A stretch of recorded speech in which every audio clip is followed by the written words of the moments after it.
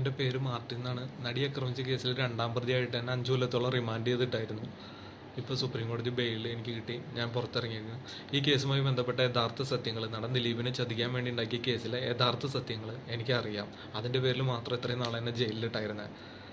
നടൻ ലാലും, ഡയറക്ടർ ശ്രീകുമാർ മേനോനും നടി മഞ്ജു വാര്യറും രമ്യ നമ്പീശനും ഭാവനയും ചേർന്ന് ദിലീപിനെ ചതിക്കാൻ വേണ്ടി ഉണ്ടാക്കിയ ഒരു കെണിയാണ് ഈ കേസ്.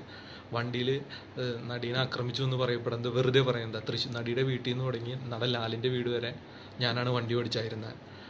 ഇതിൻ്റെ ഇടയിൽ എറണാകുളം നടൻ ലാലിൻ്റെ വീട്ടിൽ നിന്ന് പറഞ്ഞതനുസരിച്ച് നടൻ ലാലും എക്സിക്യൂട്ടീവ് പ്രൊഡ്യൂസർ അനൂപും പൾസർ സുനി എന്ന് പറഞ്ഞ വ്യക്തിയും ലാലിൻ്റെ അളിയൻ പ്രൊഡ്യൂസറും ഉണ്ടായിരുന്നു.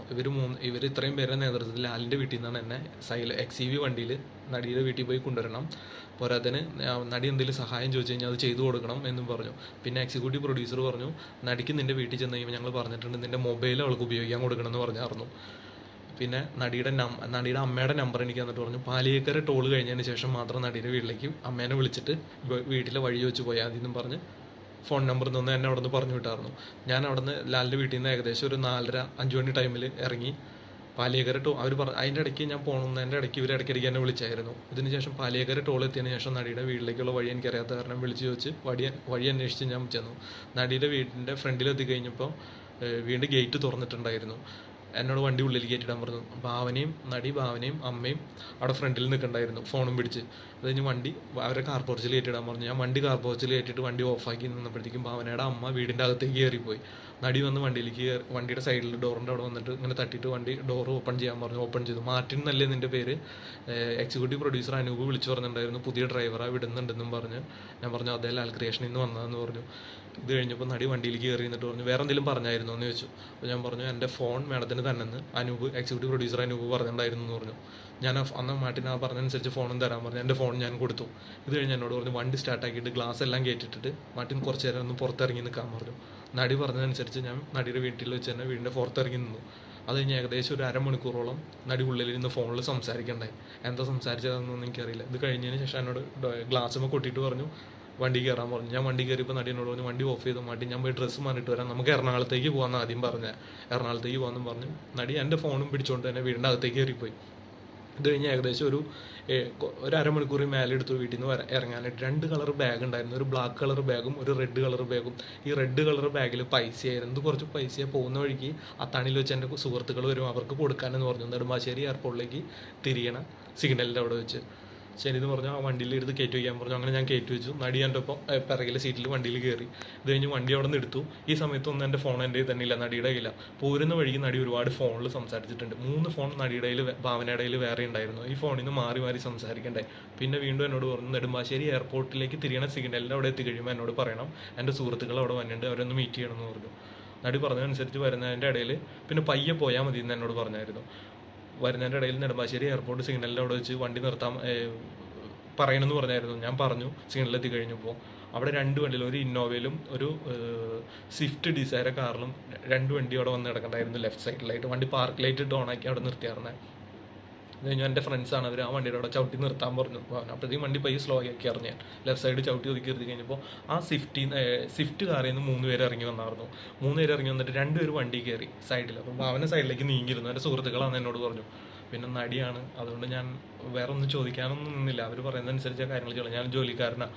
അവർ സൈഡിലേക്ക് കയറിയിരുന്നു. എന്നോട് പറഞ്ഞു ഈ റെഡ് കളർ ബാഗ് എടുത്ത് ആ വണ്ടിയിൽ കൊണ്ടുകൊടുക്കാൻ പറഞ്ഞു, ഫ്രണ്ടിൽ കിടക്കണം സ്വിഫ്റ്റിലേക്ക്. ഞാൻ ഈ റെഡ് കളർ ബാഗ് എടുത്തുകൊണ്ട് സ്വിഫ്റ്റിൻ്റെ ഡിക്കി തുറന്നിട്ടുണ്ടായി, അതിലേക്ക് വെച്ച വഴി വണ്ടി 2 എടുത്ത് പോയി. പെടപെടയെന്നും പറഞ്ഞ് വണ്ടി എടുത്ത് പോയി. പിന്നെ നടൻ ലാലിൻ്റെ മകൻ ജീനും എക്സിക്യൂട്ടീവ് പ്രൊഡ്യൂസർ അനൂപും ഉണ്ടായിരുന്നു. ഇവർ 2 പേരും ആ സമയത്ത് വണ്ടിയിലേക്ക് കയറിയ. അത് കഴിഞ്ഞ് അവരായിട്ട് സംസാരിച്ചു. അത് കഴിഞ്ഞ് ഞാൻ ഈ ബാഗ് വെച്ചുകൊണ്ട് തിരിച്ച് വന്നു കഴിഞ്ഞപ്പോൾ എന്നോട് പറഞ്ഞു വണ്ടി കയറിക്കൊള്ളാൻ പറഞ്ഞു. വണ്ടി കയറി. വണ്ടി വൈറ്റിലേക്ക് എടുക്കാൻ ആദ്യം പറഞ്ഞത്. വൈറ്റിലേക്ക് എടുത്ത് വണ്ടി വൈറ്റിലേക്ക് എടുക്കണതിൻ്റെ ഇടയ്ക്ക് എന്നോട് പറഞ്ഞു ഇതെൻ്റെ സുഹൃത്തുക്കളാന്ന് പറഞ്ഞു. അപ്പോൾ ലാലിൻ്റെ മകൻ ജീനെയും എക്സിക്യൂട്ടീവ് പ്രൊഡ്യൂസറിനെയും എനിക്കറിയാം. ഞാൻ കണ്ടിട്ടുണ്ട് അവിടെ ലാലിൻ്റെ സ്റ്റുഡിയോയിലോട്ട്. വലിയ ബന്ധമില്ല, അവിടെ വർക്കുമായി ബന്ധപ്പെട്ട് കണ്ടിട്ടുണ്ട്. ഇത് കഴിഞ്ഞ് വണ്ടി എടുത്ത് എടപ്പള്ളിക്ക് എത്തണ എൻ്റെ ഇടയ്ക്ക് വണ്ടി ഇവർ സംസാരിച്ചു. നടി മഞ്ജു വാര്യരുടെ ബോംബെയിലെ ഫ്ലാറ്റിൻ്റെ സെയിൽ എന്തായെന്ന് ചോദിച്ചു എന്നോടല്ല, ഇവർ തമ്മിൽ ഭാവനയോട് ചോദിക്കണം. അപ്പോൾ പറഞ്ഞു എത്രയും പെട്ടെന്ന് നടക്കും, നമ്മൾ വിചാരിച്ച കാര്യങ്ങളൊക്കെ റെഡിയാകാണെങ്കിൽ എന്ന് പറഞ്ഞ് അവർ നിർത്തി. ഇത് കഴിഞ്ഞ് പാലാരിയുടെ പൈപ്പ് ലൈൻ എടപ്പള്ളി, എനിക്ക് കുറച്ച് ക്ലിയർ ആകുന്നില്ല, ഓർമ്മ വന്നില്ല. എടപ്പള്ളി എടപ്പള്ളി വൈറ്റിലേക്ക് തിരിയാണ് അവിടെ വെച്ച് വണ്ടി. വൈറ്റിലേക്ക് തിരിക്കാൻ പറഞ്ഞു. വൈറ്റിലേക്ക് തിരിച്ചു വന്നു കഴിഞ്ഞപ്പോൾ പാലാരിയുടെ പൈപ്പ് ലൈനിൻ്റെ അവിടെ വെച്ച് ഒരാളവിടെ ടൗലും കെട്ടി നിൽക്കണ്ടായിരുന്നു. മുഖത്തൊരു ടൗലും കെട്ടി വണ്ടി സൈഡാക്കാൻ എന്നോട് പറഞ്ഞു. അത് കഴിഞ്ഞ് എന്നോട് പറഞ്ഞു, മാർട്ടിൻ ഇവിടെ ഇറങ്ങിക്കോ, അവിടെ നിന്ന് വണ്ടി അവരെടുത്തോളെന്ന് പറഞ്ഞു. ആ കയറിയ വ്യക്തിയാണ് ഇപ്പോൾ പൾസർ സുനി എന്നും പറഞ്ഞ ഈ കേസിൽ 1-ാം പ്രതിയായിട്ടുള്ളത്. അപ്പോഴാണ് ഞാൻ അയാളെ കാണുന്നത്. നടൻ ലാലിൻ്റെ കൂടെ പേഴ്സണൽ ഡ്രൈവറായിട്ട് അയാളെ ഞാൻ 2-3 പ്രാവശ്യം കണ്ടിട്ടുണ്ട്. അല്ലാതെ ഒരു ബന്ധവും ഞാൻ അയാളും തമ്മിലില്ല. ലാൽ ക്രിയേഷനിൽ വർക്ക് ചെയ്യണതാണ് ഈ പൾസർ സുനി എന്ന് പറഞ്ഞ വ്യക്തി. ഇത് കഴിഞ്ഞ് അവിടെ നിന്ന് അനൂപും ഈ പൾസർ സുനിയും പിന്നെ എക്സിക്യൂട്ടീവ് പ്രൊഡ്യൂസർ അനൂപും ജീനും പൾസർ സുനിയും ഇവരും 3 പേരോട് വണ്ടി എടുത്ത് പോയി. എന്നോട് പറഞ്ഞു പിറകിലൊരു വണ്ടിയുണ്ട്, അത് നമ്മുടെ വണ്ടിയാണ്, മാറ്റി അതിൽ കയറി കുറച്ച് നേരം റെസ്റ്റ് ചെയ്യും, ഞങ്ങൾക്ക് കുറച്ച് സംസാരിക്കാനുണ്ടെന്ന് പറഞ്ഞു. ഇവർ വണ്ടി എടുത്ത് പോയി. പിറകിലുള്ള വണ്ടിക്കാരെ ഫോൺ അടിച്ചപ്പോൾ ഞാൻ അതിൽ കയറി. ഒരു കാരവാൻ വണ്ടിയായിരുന്നു എന്നാണ് എൻ്റെ കണക്കൂട്ടിലത്. അതിൽ TV ഫെസിലിറ്റികളൊക്കെ ഉണ്ടായി, കിടക്കാനുള്ള ബെഡ്, വാഷ് ബേസിൻ, മറ്റേ മുഖം നോക്കണ മിററൊക്കെ ഉണ്ടായിരുന്നു വണ്ടിയിൽ. പിന്നെ ഭയങ്കര സൗണ്ടിൽ പാട്ടും വെച്ചിട്ടുണ്ടായി, കളർ ലൈറ്റുകളും ഉണ്ടായിരുന്നു. അതിൽ ഡ്രൈവർ ഫോൺ അടിച്ച് വണ്ടി കയറാൻ പറഞ്ഞു. ഞാൻ വണ്ടി കയറി. ഇത് കഴിഞ്ഞ് ഏകദേശം കുറേ നേരം കറങ്ങിയതിന് ശേഷം, ഇത്ര 1 മണിക്കൂർ മേലെ കണ്ട് കറങ്ങിയതിന് ശേഷം കാക്കനാട് ആപ്പിൾ ടവർ എന്ന് പറഞ്ഞൊരു ഫ്ലാറ്റ് ഉണ്ട്, അവിടെ കൊണ്ടുവന്ന് വണ്ടി എന്നോട് നിർത്തിയിട്ട് പറഞ്ഞു ഇറങ്ങിക്കോളാൻ പറഞ്ഞു. അപ്പോൾ ഞാൻ ചോദിച്ചു, ഞാൻ എന്തിനാ ഇവിടെ ഇറങ്ങണേ, എവിടേക്ക് കൊണ്ടുപോയി എന്നെ, എനിക്കൊരു പിടിയില്ല, കാര്യങ്ങളൊക്കെ ഇങ്ങനെ അയാളോട് തർക്കിച്ച് വെച്ചു. നീ പറയുന്നിട്ടാ നീ മാഡം ഭാനുമാഡം അവിടെ ഉണ്ട്, നീ ഇറങ്ങിക്കോളാൻ പറഞ്ഞു. ഞാൻ അവരെ നിർദ്ദേശിച്ച് ഞാൻ വണ്ടിയിൽ നിന്ന് ഇറങ്ങി. ഞാൻ ഇറങ്ങി ചെല്ലുമ്പോൾ ജീൻ പോളും എക്സിക്യൂട്ടീവ് പ്രൊഡ്യൂസർ അനൂപും പൾസർ സുനിയുടെയും ഏറ്റവും അറ്റത്ത് ഭാവന ഇരിക്കണം, അതിൻ്റെ സൈഡിൽ പൾസർ സുനി ഇരിക്കണം, അതിൻ്റെ അപ്പുറത്ത് ജീനും എക്സിക്യൂട്ടീവ് പ്രൊഡ്യൂസർ അനൂപും ഉണ്ടായി. അവർ രണ്ടുപേരും ഇറങ്ങി. ഭാവന എനിക്ക് നേരെ ഇരുന്നു. ഭാവനയുടെ പുറത്ത് കൈയിട്ട് ഇങ്ങനെ ഇരിക്കാറുന്നു പൾസർ സുനി ആ സമയത്ത്. ഇത് കഴിഞ്ഞ് എന്നെ കണ്ടുകഴിഞ്ഞപ്പോൾ എനിക്ക് നേരെ നിന്നിട്ട് ഡ്രസ്സ് ഇങ്ങനെ നേരെയാക്കി ഇട്ടു. ഇത് കഴിഞ്ഞ് എന്നോട് പറഞ്ഞു വണ്ടി കയറാൻ പറഞ്ഞു. അപ്പോൾ ഈ അനൂപും ഈ ജീൻ പോളും വണ്ടിയിൽ നിന്ന് ഇറങ്ങി. എന്നോട് പറഞ്ഞു പാലാരിവട്ടത്തേക്ക് വണ്ടി എടുക്കാൻ പറയണം. ഞാൻ വണ്ടി എടുത്തു, നടി പറയുന്നതനുസരിച്ച് ഞാൻ വണ്ടി എടുത്തു. ഈ സമയത്തൊക്കെ എൻ്റെ മൊബൈലൊക്കെ ആ സമയത്തൊക്കെ ഭാവനയുടെ കയ്യിലാണ്. ഞാൻ വണ്ടി എടുത്ത് പാലാരിവട്ടത്ത് പോണതിൻ്റെ ഇടയ്ക്ക് അവർ സംസാരിച്ചു. സുനി പറഞ്ഞതൊക്കെ ഓർമ്മയുണ്ടല്ലോ, എല്ലാ കാര്യങ്ങളും നമ്മൾ ഗോവയിൽ വെച്ച് പ്ലാൻ ചെയ്തോണായിരിക്കണം, ഒന്നിലൊരു മാറ്റം ഉണ്ടാകരുത്. ലാലേട്ടൻ്റെ അടുത്തും രമ്യ നമ്പീശിൻ്റെ അടുത്തും മഞ്ജുവിൻ്റെ അടുത്തും ശ്രീകുമാറിൻ്റെ അടുത്തും ഞാൻ സംസാരിച്ചിട്ടുണ്ട്, എല്ലാ സപ്പോർട്ടും അവർ ചെയ്തോളും. പിന്നെ പറഞ്ഞു എനിക്ക് അവനെ തകർക്കണം, അത്രമാത്രം വാശി എനിക്കിരിക്കുന്നുണ്ട്. സിനിമ ഫീൽഡിൽ നിന്ന് അവനെ ഔട്ടാക്കണം. എല്ലാം കഴിഞ്ഞ് അവസാനം കരഞ്ഞവൻ എൻ്റെ കാല് പിടിച്ച് വരും, ആ ഒരു അവസരത്തിന് വേണ്ടി ഞാൻ കാത്തിരിക്കണേ എന്നുള്ള കാര്യങ്ങളൊക്കെ ഭാവന പൾസർ സുനിയോട് പറയണം. പൾസർ സുനിയൊക്കെ മൂളി കേൾക്കുന്നുണ്ട്. ഇത് കഴിഞ്ഞിട്ട് സിനിമ ഫീൽഡിൽ നിന്ന് എനിക്ക് അവനെ ഔട്ടാക്കണം, സാമ്പത്തികമായിട്ട് തന്നെ അവനെ തകർക്കണം, എല്ലാത്തിൻ്റെ അവസാനം അവൻ എന്നുള്ള വാക്കാണ്. അതുകൊണ്ട് എനിക്ക് അവനെ തകർക്കണം, കരഞ്ഞ് എൻ്റെ അടുത്ത് വരും, കാല് പിടിച്ച്, ആ ഒരു അവസരത്തിന് വേണ്ടി ഞാൻ കാത്തിരിക്കണേ എന്നൊക്കെ ഒരുപാട് പേര് സംസാരിച്ചു. പിന്നെ പറഞ്ഞു സുനിക്ക് വേണ്ട എല്ലാ സഹായങ്ങളും ബഷീറിക്കയും ലാലും എല്ലാവരും ചെയ്തോളും. പിന്നെ ജയിലിൽ നിന്ന് ഫോൺ ചെയ്യുമ്പോഴായാലും ലെറ്റർ എഴുതുമ്പോഴായാലും ഭീഷണിയുടെ സ്വരം ഉണ്ടാകരുത്, പ്രത്യേകം ശ്രദ്ധിക്കണം നാദൃശ്യനെയും ആ പുണ്യനെയും വിളിക്കുമ്പോൾ. ഇതിങ്ങനെ എടുത്തു പറയണ്ടേ. ഇപ്പോഴൊന്നും എനിക്ക് കാര്യങ്ങൾ മനസ്സിലാകണ്ടായിരുന്നില്ല എന്തിനുള്ള ഇതായിരുന്നു എന്നുള്ളത്. എൻ്റെ ജീവിതത്തിൽ ഇന്നവരെ എൻ്റെ പേരിൽ ഒരു കേസ് പോലും ഉണ്ടായിട്ടില്ല. ആദ്യമായിട്ട് ഒരു കേസ് വന്നേക്കണം, പെറ്റി കേസ് പോലും ഉണ്ടായിട്ടില്ല. ഇത് കഴിഞ്ഞ് പാലാരിയുടെ പൈപ്പ് ലൈൻ എത്തിക്കഴിഞ്ഞപ്പോൾ ഭാവന വണ്ടി നിർത്താനോട് പറഞ്ഞു. ഞാൻ വണ്ടി നിർത്തി. സുനി ഭാവന തമ്മിൽ കെട്ടിപ്പിടിച്ചിട്ട് ചുണ്ടോട് ചുണ്ട് ചേർത്ത് കിസ് ചെയ്തിട്ട് അവർ ഇറങ്ങി. എന്നിട്ട് കൈ കൊണ്ടൊരു ആക്ഷനൊക്കെ ഇങ്ങനെ കാണിച്ചിട്ട് സുനി ഇറങ്ങിപ്പോയി. സുനി ഇറങ്ങി പോണേക്കും എന്നെ പറഞ്ഞു, ഡോറ് തുറക്കണേക്കും എന്ന് പറഞ്ഞു, ഈ ഡ്രൈവർ ഒരു പ്രശ്നമാകുമല്ലോ എന്ന് പറയണം. അപ്പോൾ ഭാവന പറഞ്ഞു ഒരു പ്രശ്നമില്ല, അവൻ്റെ കാര്യം ഞാൻ ഏറ്റു എന്ന് പറഞ്ഞു. ഇത് കഴിഞ്ഞ് അവിടെ നിന്ന് പൾസർ സുനി എന്ന് പറഞ്ഞ വ്യക്തി പോവാണ്. ഇത് കേസിന് പിടിച്ചു കഴിഞ്ഞപ്പോഴാണ് പൾസർ സുനി എന്നുള്ള വ്യക്തിയാണെന്നുള്ളത് എനിക്ക് അറിയാൻ പറ്റിയ. ഇത് കഴിഞ്ഞ് ഒരു പൾസർ സുനി ഇറങ്ങിപ്പോയതിന് ശേഷം എന്നോട് ഭാവന പറഞ്ഞു നേരെ ലാലേൻ്റെ വീട്ടിലേക്ക് വണ്ടി വിടാൻ പറയാണ്.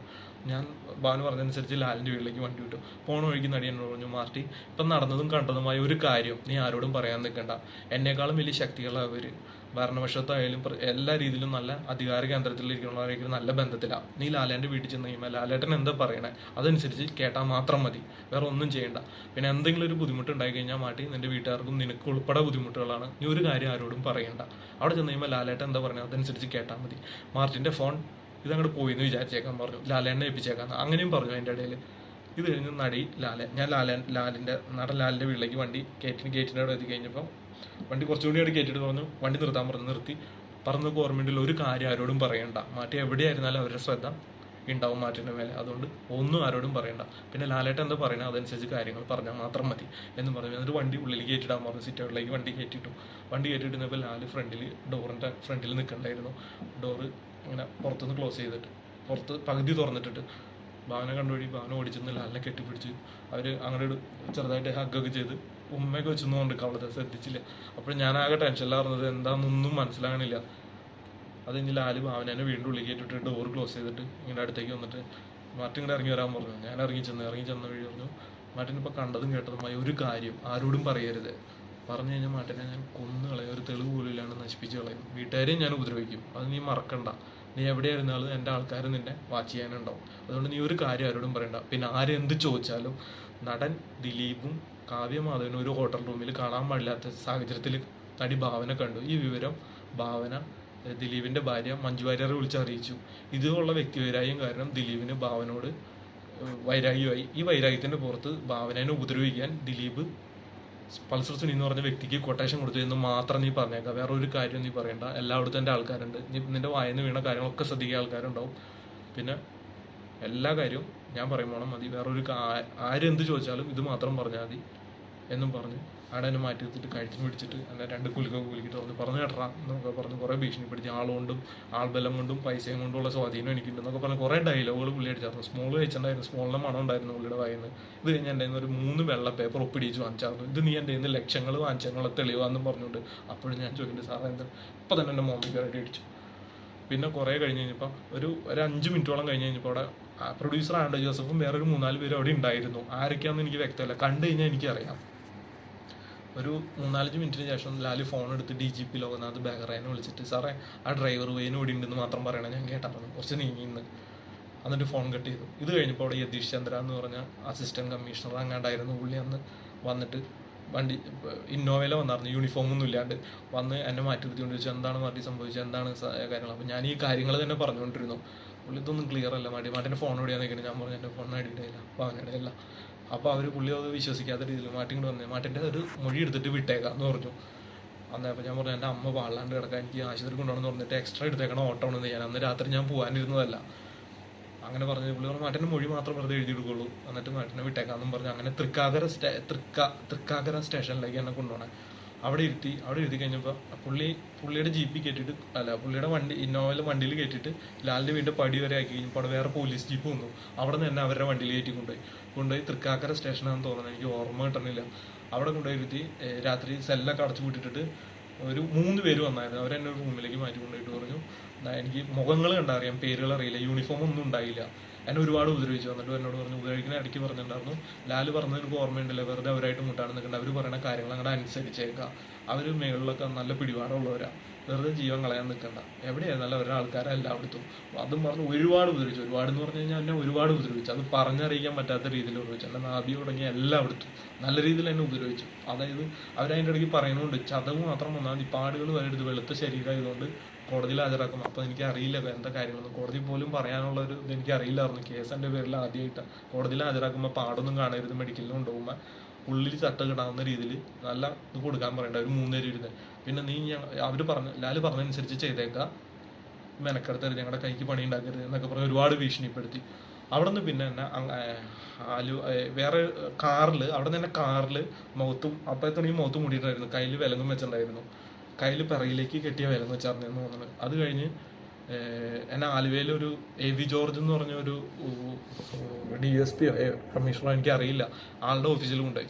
അവിടെ നിന്ന് എന്നെ വേറൊരു വീട്ടിലേക്കും ഉണ്ടായിരുന്നു. ഈ വീട്ടിലിട്ടും ഒരുപാട് എന്നെ ഉപദ്രവിച്ചു. കുറേ കാര്യങ്ങൾ എന്നോട് ഇങ്ങനെ തന്നെ പറഞ്ഞ ഓർമ്മയുണ്ടല്ലോ, ദിലീപ് വന്ന കൊട്ടേഷൻ എന്ന് മാത്രം വന്നേക്കാം. അവിടെ ഒരുപാട് ഉപദ്രവിച്ച ഉദ്യോഗസ്ഥരല്ല, 4 പേര് 3 പേര് ഇടയ്ക്കിടയ്ക്ക് മാറി വന്ന് എന്നെ ഒരുപാട് ഉപദ്രവിച്ചു എന്ന് പറഞ്ഞത് പറഞ്ഞറിയിക്കാൻ പറ്റാത്ത രീതിയിൽ ഉപദ്രവിച്ചു. എൻ്റെ ഈ വിരൽ ഇപ്പോഴും ഭയങ്കര ബെൻഡായിട്ടിരിക്കണം. പിന്നെ എന്ന് പറഞ്ഞാൽ എനിക്ക് ഇന്റേണൽ പ്രശ്നങ്ങൾ ഒരുപാടുണ്ട്. ഞാൻ ഇതുവരെ ഹോസ്പിറ്റലിൽ പോലും പോയിട്ടില്ല. ഇപ്പം ഇറങ്ങിയിട്ട് 1.5 മാസം 2 മാസത്തോളമായി. ഇപ്പം സഹായിക്കാനും കാര്യങ്ങളൊന്നും ഒരാളില്ല. ഈ യഥാർത്ഥ സത്യങ്ങൾ എനിക്ക് പുറത്തറിയിക്കണമെന്നുണ്ട്. ഇത് കഴിഞ്ഞതിന് ശേഷമാണ് എന്നെ അവിടെ നിന്ന് റിമാൻഡ് ചെയ്യണേ. ഈ കാര്യങ്ങളൊക്കെ ഞാൻ ഒരുപാട് നാൾ മനസ്സിലിട്ട് ഇങ്ങനെ കാൽക്കുലേറ്റ് ചെയ്ത് അങ്കമാലി കോടതിയിൽ ഞാൻ ആദ്യം മൊഴി കൊടുക്കാൻ പോയി. അന്ന് ലാലിൻ്റെ ഈ പറഞ്ഞ പ്രൊഡ്യൂസർ ഫിനാൻസ് മാനേജർ പറഞ്ഞ ജോസേനും അവരുടെ കൂടെയുള്ള കുറച്ച് പേരുണ്ട്. ലാലിൻ്റെ എന്താ പറയുക എന്തെങ്കിലും കാര്യങ്ങൾക്ക് ഗുണ്ടായിസും കാര്യങ്ങളൊക്കെ കാണിക്കാൻ നടക്കുന്ന കുറച്ച് പിള്ളേരുണ്ട്. കഞ്ചാവും കാര്യങ്ങളൊക്കെ അടിച്ചിട്ട് ഒരു 10-15 പിള്ളേരോളം ഉണ്ട്. എപ്പോഴും വണ്ടിയിൽ 3-4 വണ്ടിയായിട്ട് നടക്കുന്നുണ്ട്. ഇവരൊക്കെ അന്ന് അങ്കമാലി കോടതിയിൽ വന്നായിരുന്നു. അവരൊക്കെ അവിടെ നിന്ന് ഭീഷണിപ്പെടുത്തായിരുന്നു. അന്ന് എനിക്ക് കേസിൻ്റെ കാര്യങ്ങളൊന്നും അറിയില്ലായിരുന്നു. എൻ്റെ ജീവിതത്തിൽ ആദ്യമായിട്ട് കേസായതുകൊണ്ട് എങ്ങനെ പ്രതികരിക്കണം അല്ലെങ്കിൽ എങ്ങനെ സംസാരിക്കണം അറിയില്ല. ഇവരെ കണ്ടപ്പോഴും പിന്നെ പോലീസുകാരുടെ ഡയലോഗ് ഉണ്ടായി, മാധ്യമങ്ങളുണ്ട്, ഒരു കാര്യം നീ പറയാൻ നിൽക്കണ്ട, ഇതാണ് ബാക്കി സുനി നടത്തിക്കോളും, നീ ഒന്നും മാധ്യമങ്ങളോട് സംസാരിക്കാൻ നിൽക്കണ്ട എന്നൊക്കെ പറഞ്ഞിട്ട് പോലീസുകാരുടെ ഭാഗത്തുനിന്നും ഇവരിങ്ങനെ നോക്കി നിൽക്കാറുണ്ട് 10-15 പേര്. അപ്പോൾ എൻ്റെ അപ്പച്ചനും അമ്മയും വന്ന് അവിടെ നിൽക്കുന്നുണ്ട്. ഇനി അവരെ ഉപദ്രവിക്കുകയോ എന്നുള്ള പേടികളൊക്കെ എനിക്കുണ്ടായി. ഞാൻ അതുകൊണ്ട് ഒന്നും വേണ്ടിയില്ല. ഇത് കഴിഞ്ഞ് കോടതിയിൽ എനിക്ക് ബഹുമാനോടെ കോടതി മുമ്പാകെ രഹസ്യമായിട്ട് മറ്റാരും കേൾക്കാതെ പറയാനുണ്ട്, എൻ്റെ ജീവന് ഭീഷണിയുണ്ട് ലാലിൻ്റെ അടുത്തുനിന്നും, നടൻ ലാലിൻ്റെ അടുത്ത് എൻ്റെ ജീവന് ഭീഷണി ഉണ്ടെന്ന് പറഞ്ഞുകൊണ്ട് ഞാൻ കോടതിയിൽ സങ്കടം പറഞ്ഞു. കോടതി പറഞ്ഞു എന്താ പറയാനുള്ളതെന്ന് ചോദിച്ചു. ഞാൻ പറഞ്ഞു എനിക്ക് മറ്റാരും കേൾക്കാതെ ബഹുമാനന്റെ കോടതി മുമ്പായി പറയാനുള്ളതെന്ന് പറഞ്ഞപ്പോൾ എൻ്റെ അപ്പച്ചനെയും എൻ്റെ കേസ് എടുത്താർന്ന ആദ്യത്തെ വക്കീലിനെയും മാത്രം ഇട്ടുകൊണ്ട് അങ്കമാലി കോടതിയിലെ ഷട്ടർ അടച്ചുകൊണ്ട് പറയാനുള്ളത് പറയാൻ പറഞ്ഞു. ഞാനപ്പോൾ ഈ സത്യസന്ധമായ ഈ കാര്യങ്ങൾ എല്ലാം ഞാൻ പറഞ്ഞു കഴിഞ്ഞപ്പോൾ എന്നോട് കോടതി പറഞ്ഞു ഇത് എഴുതി തരാൻ പറ്റുമെന്ന് ചോദിച്ചു. ഞാൻ പറഞ്ഞു എഴുതി തരാമെന്ന് പറഞ്ഞു. അങ്ങനെ എന്നെ മണിക്കൂറുകളോടെ അവിടെ ഇരുത്തി എഴുതിയെടുത്തു. ജയിലിൽ നിന്ന് കൊണ്ടുവന്ന് നേരിട്ട് കൊണ്ടുവന്ന് എഴുതിയെടുത്തതിന് ശേഷം എനിക്ക് ജയിലിൽ ഭയങ്കര സുരക്ഷ ഏർപ്പാടാക്കിയിട്ടുണ്ടായിരുന്നു. അവിടെ നിന്ന് ഇറങ്ങണ വരെ എനിക്കൊരു ബുദ്ധിമുട്ടുണ്ടായിരുന്നില്ല.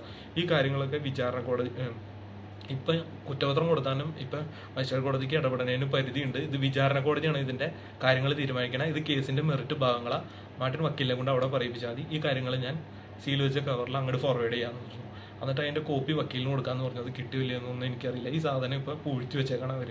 യഥാർത്ഥത്തിൽ ദിലീപ് അറസ്റ്റായി കഴിഞ്ഞപ്പോഴാണ് ദിലീപ് എന്നുള്ള നടനെ തകർക്കാൻ വേണ്ടി ഉണ്ടാക്കിയ കേസാണിതെന്നുള്ളത്. ഇതാണ് യഥാർത്ഥ സത്യങ്ങൾ. ഇതെനിക്ക് പൊതുസമൂഹത്തിനെയും ബഹുമാനപ്പെട്ട കോടതി മുമ്പാകെയും ദിലീപിനെ അറിയിക്കണമെന്നുണ്ട്. ഒരു നിവർത്തിയില്ല. ഞാനൊരു സാധാരണക്കാരനാണ്. ഇനി എൻ്റെ ജീവനെ എന്ത് സംഭവിച്ചാലും അതിൻ്റെ പരിപൂർണ്ണ ഉത്തരവാദിത്യം നടൻ ലാലിനും ശ്രീകുമാർ മേനോനും മഞ്ജു വാര്യർക്കും രമ്യ നമ്പീശനും ഭാവനയ്ക്കും ആയിരിക്കും. ഞാൻ പറഞ്ഞു.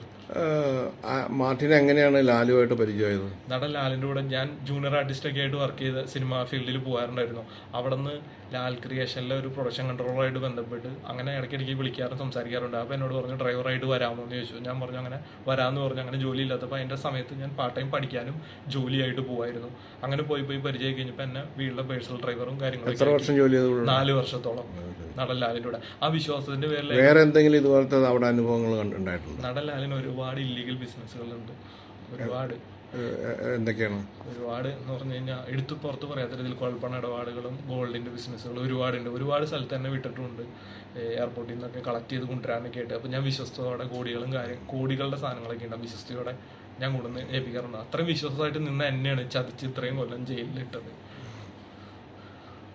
അപ്പം ഭാവനയ്ക്ക് യാതൊരു ഉപദ്രവം അതിനകത്ത് ഉണ്ടായിട്ടില്ല. സത്യസന്ധമായ കാര്യം. ഒരു വീഡിയോ ആരും എടുത്തിട്ടില്ല. ഇല്ല, ഒന്നും ഉണ്ടായിട്ടില്ല. പിന്നെ ഇപ്പൊ ഉണ്ടെന്ന് പറയുന്നത് കോടതി കൊടുത്തേക്കണെന്ന് അവർ പറയണത് ഇവര് ഗോവയിൽ ഈ ഷൂട്ടിങ്ങുമായി ബന്ധപ്പെട്ട് പൾസർ സുനി ഉൾപ്പെടെ ലാൽ ഉൾപ്പെടെ ജീൻ പോൾ ഉൾപ്പെടെ എല്ലാവരും ഇവർ ഒരുമിച്ചുണ്ടായി എന്ന് പറഞ്ഞു. അതിന്റെ മുന്നത്തെ ഒരാഴ്ചകളിൽ ഇതിങ്ങനെ റൂമിൽ വെച്ച് എടുത്തേക്കണതാണോ എന്നൊരു സംശയമുണ്ട് ആ വീഡിയോകള്. അല്ലാതെ ഈ പറയുന്ന മാധ്യമങ്ങൾ പറഞ്ഞുണ്ടാക്കുന്ന രീതിയിൽ ഒരു സാധനമുള്ള ഞാൻ ദൃക്സാക്ഷിയാണ് ഉണ്ടായി. നടൻ ദിലീപിനെ തകർക്കാൻ വേണ്ടി ഉണ്ടാക്കിയ ഒരു കേസാണ് 100%. ഭാവനയ്ക്ക് ഇത്രയധികം ദേഷ്യം വരാൻ കാര്യം ഭാവനേനെ കല്യാണം കഴിക്കണം എന്തോ ഒരു ഇത് നിൽക്കണം. അതിന്റെ ഇടയ്ക്കാണ് കാവ്യനെ കല്യാണം കഴിച്ചതെന്ന് പറയുന്നത്. പിന്നെ സാമ്പത്തിക ബുദ്ധിമുട്ടുകൾ എന്തോ ഉണ്ടായിന്ന് പറയുന്നത്. പിന്നെ മഞ്ജു വാര്യറിന് ഓട്ടോമാറ്റിക്കലി ദിലീപിനോട് ദേഷ്യം ഉണ്ടായിരുന്നു. പിന്നെ മഞ്ജുവിന് കൈയുണ്ട്. മഞ്ജു വാര്യർ, ദിലീപ്, ശ്രീകുമാർ മേനോൻ എന്ന് പറഞ്ഞ ഡയറക്ടർ, നടൻ ലാല്, പിന്നെ ഭരണപക്ഷത്തിരിക്കുന്ന ഒരുപാട് പേരുണ്ട്. അവരുടെ പേരുകൾ പറയാൻ എനിക്ക് ഭയങ്കര ബുദ്ധിമുട്ടുണ്ട്. ഇപ്പൊ എന്റെ ജീവന് തന്നെ ഭീഷണിയായിട്ട് നിൽക്കണം ഞാൻ. ഈ എല്ലാ കാര്യങ്ങളും ഞാൻ ബഹുമാനപ്പെട്ട കോടതി മുമ്പാകെ സത്യസന്ധമായിട്ടെല്ലാം പറഞ്ഞതാണ് അതിൽ അവിടെ എഴുതിയിട്ടുണ്ട്. വിചാരണ കോടതിയിൽ വരുമ്പോൾ താൻ സേഫ് ആവും. ഞാൻ തെറ്റ് ചെയ്തിട്ടില്ല. ആ ഒരു വിശ്വാസം. അതല്ല, വിചാരണ കോടതിയിൽ താൻ സത്യം മാത്രമേ പറഞ്ഞിട്ടുള്ളൂ. സത്യം മാത്രമേ പറഞ്ഞു. അത് അവരവിടെ രജിസ്റ്റർ ആയിട്ട് എഴുതിയിട്ടുണ്ടെന്നുള്ളതാണ് തന്റെ വിശ്വാസം. എങ്ങനെയാണെന്ന് എനിക്കറിയാം. ലാലിന് വേറെ എന്തൊക്കെ വിശേഷം ഈ സിനിമയായിട്ട് ബന്ധപ്പെട്ട്? ഒരുപാട് അണ്ടർവേൾഡ് ബിസിനസ്സുകളുണ്ട്. അതിന് ദിലീപിനോട് ഇത്രയധികം ദേഷ്യം വരാൻ കാരണം അറിയില്ല. പേഴ്സണൽ വിഷയങ്ങൾ എനിക്കറിയില്ല. ഭാവനയെ സഹായിക്കാൻ വേണ്ടി ചെയ്ത ഇവരെല്ലാവരും ദിലീപിനോട് ദേഷ്യമുള്ള വ്യക്തികളെല്ലാവരും കൂടി ഒരുമിച്ച് ഒറ്റക്കെട്ടായിട്ട് നിന്ന് ദിലീപ് വീണ് കഴിഞ്ഞപ്പോൾ അടിച്ചേക്കണമെന്നാണ് ഈ കേസിൽ കണ്ടേക്കണത്. ഇത്രയും